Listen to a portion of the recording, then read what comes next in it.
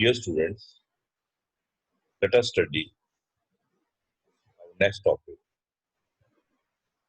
important characteristics of first order.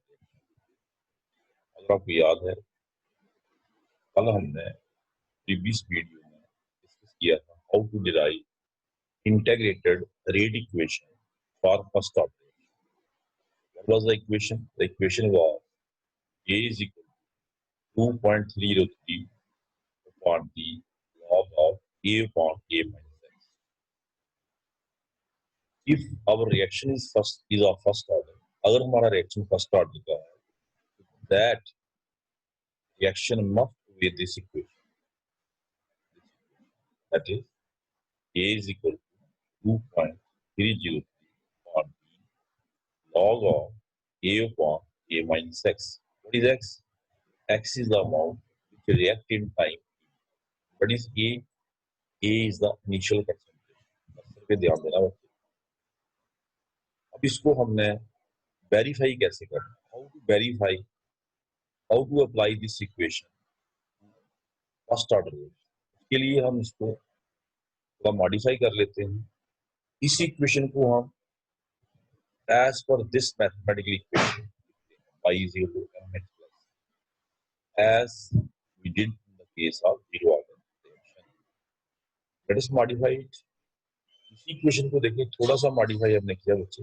log of a upon a minus x is equal to e को उधर ले गए बच्चे at और 2.303 को भी साइड ले गए क्योंकि वो न्यूमरेटर में है. कहाँ चला जाएगा? डिनोमिनेटर में. हमारी इक्वेशन क्या बन जाएगी बच्चे? log of a upon a minus x at upon 2. log of a upon b क्या होता है बच्चे? log a minus log b. ये आपने पढ़ा होगा. log of, अगर आप इसको देखना चाहते हैं, ये है log of a upon b.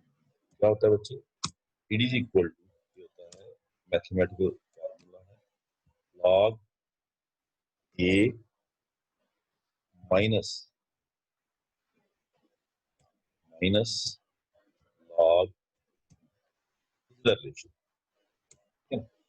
ये रिलेशन है log a upon b. अगर log a इंटू b हो, मल्टीप्लाइड हो, तो होता है log a प्लस log.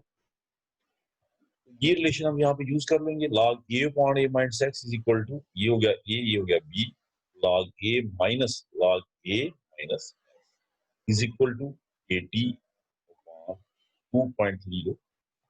ये हो गया. अब log a को हम राइट साइड पे ले जाएंगे. Minus log a minus x is equal to 80 upon 2.303 minus log. ये हो गया.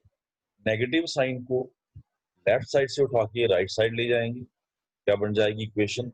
log a minus x is equal to minus 80 upon 2.303 plus log this equation. ये जो इक्वेशन है हमारी, this equation is equation in the form of what? किस फॉर्म है बच्चे? ये y is equal to mx plus. What is y? y and x are variable. मैंने बताया था इस इक्वेशन में जो y और x है, y और x क्या है बच्चे?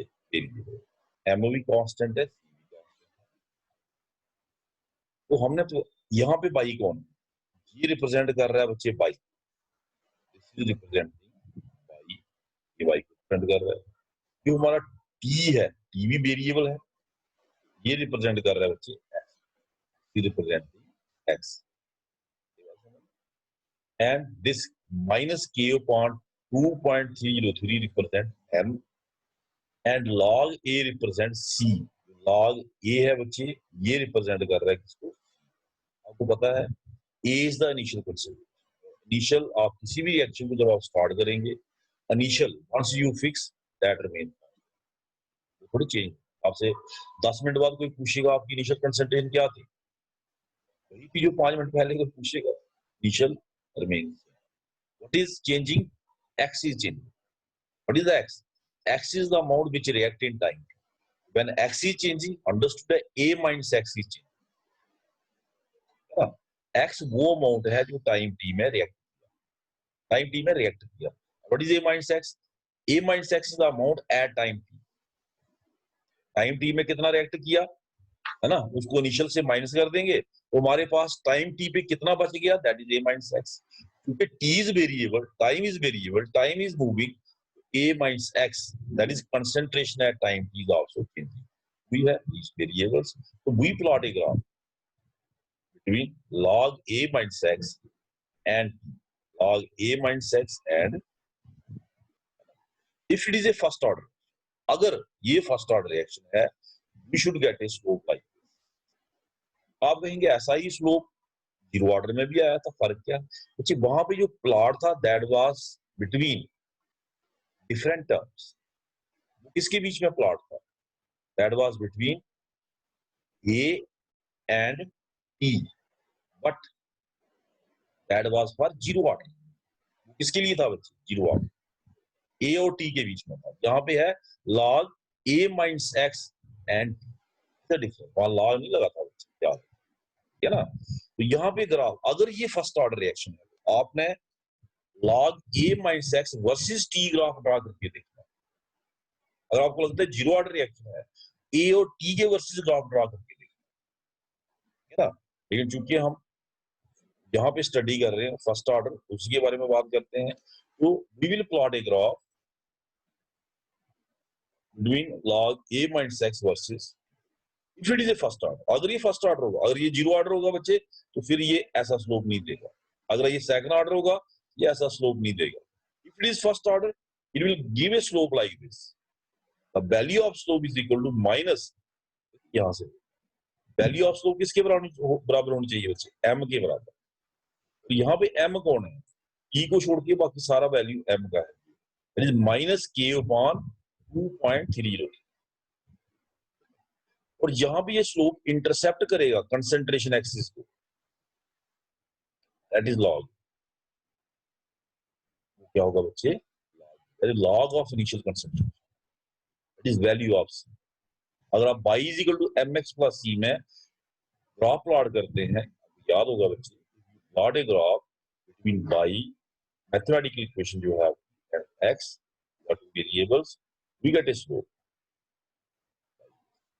Value of slope is equal to m, and the value of intercept is equal to, इसी को हमने यहाँ अप्लाई किया बच्चे, है ना. तो value of slope should be equal to minus k upon 2.303, and the value of intercept should be equal to log. This is how we verify that our reaction is of first order or not. और ये equation, अगर हमारा reaction first order का है, ये equation है ना वे होनी चाहिए. This equation should be obeyed by that reaction. ये था बच्चे second important point about first order reaction. दूसरा जो important point about first order reaction है वो क्या है बच्चे? Second important point, unit of k in first order reaction और इंडिपेंडेंट ऑफ कंसंट्रेशन यूनिट. मैंने यूनिट का चैप्टर, यूनिट का टॉपिक मैंने आपको अलग से समझा दिया, और आप उसको देखें तो आप देखेंगे जब हमने यूनिट ऑफ के rate constant for first order reaction निकाला था, वो आया था second inverse. What you find in this unit second inverse? यहाँ कंसंट्रेशन का कोई नामो निशान नहीं. It mean unit of k in first order reaction is independent of concentration. Unit can be expressed in second inverse, minute inverse और hour inverse depending upon time. Time को आपने किस यूनिट में एक्सप्रेस किया. अगर आप टाइम को minutes में लेते हैं तो के का यूनिट मिनट इनवर्स में आएगा. अगर आप टाइम सेकंड में लेते हैं तो के का यूनिट सेकंड इनवर्स में आएगा. अगर आप टाइम हावर्स में लेते हैं तो के का यूनिट हावर इनवर्स में आएगा. लेकिन याद रखना है कि यूनिट ऑफ के is independent of what? Concentration. Now next topic, very important topic, half life period for first order reaction. पहले था हाफ लाइफ पीरियड फॉर, इसके लिए बच्चे जीरो ऑर्डर, ये है फर्स्ट ऑर्डर. अंडरस्टूड है इसमें फर्स्ट ऑर्डर रेट इक्वेशन ही use हो। What is the equation? A is equal to 2.303 upon T log of A upon A minus। Concentration terms जो हमने इसमें यूज की है बच्चे, आपको हर टर्म का ज्ञान होना चाहिए, क्लियर दिमाग में कंसेप्ट होना चाहिए कि what is x, what is a, what is T, ठीक है, पता होना चाहिए। What is x? X is the amount which react in time, x is the amount which react in time T, ये याद है। What is a? A is the initial concentration. ये क्या है बच्चे? Initial concentration. अब हम आते हैं वापस हाफ लाइफ पीरियड पे। अब बताएं क्या होता है half life period? Half life period is the time during which concentration of reactant is reduced to half of its initial amount। Reactant की कंसेंट्रेशन इनिशियल अमाउंट की आधी रह जाए, यानी कि अगर हम कहें कि टाइम कितना है बच्चे, टाइम इज, मैं आपसे क्वेश्चन करता हूं, time is t1/2 of life. X से क्या होगा? What is x? X is the amount which reacted time T. X वो अमाउंट है जो टाइम टी में रिएक्ट किया।